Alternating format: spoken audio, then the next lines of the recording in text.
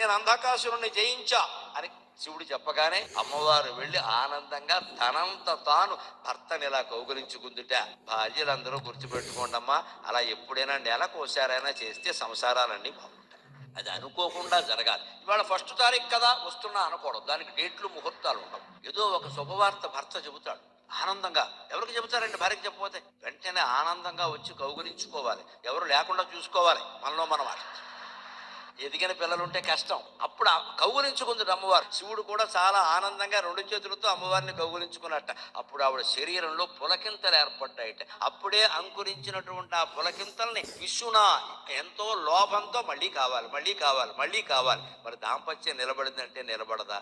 ఇప్పటికీ ఏదైనా వివాహం జరిగితే ఎవరైనా వృద్ధులైన వాళ్ళు వస్తే పార్వతీ పరమేశ్వరులు వచ్చారండి అంటాం. వాళ్ళ పేరు ఎందుకు చెబుతామండి? ఇంతమంది దేవతలు ఉంటే వాళ్ళు అలాగా అనురాగంతో తమ బంధాన్ని నిలబెట్టుకున్నారు. నేను అంధకాసురుణ్ణి జయించా అని శివుడు చెప్పగానే అమ్మవారు వెళ్లి ఆనందంగా తనంత తాను భర్తని ఇలా కౌగులించుకుందుట.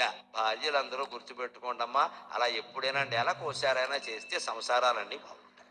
అది అనుకోకుండా జరగాలి. ఇవాళ ఫస్ట్ తారీఖు కదా వస్తున్నా అనకూడదు, దానికి డేట్లు ముహూర్తాలు ఉండవు. ఏదో ఒక శుభవార్త భర్త చెబుతాడు, ఆనందంగా. ఎవరికి చెబుతారండి? భార్యకి చెప్పకపోతే వెంటనే ఆనందంగా వచ్చి కౌగులించుకోవాలి, ఎవరు లేకుండా చూసుకోవాలి, మనలో మనం.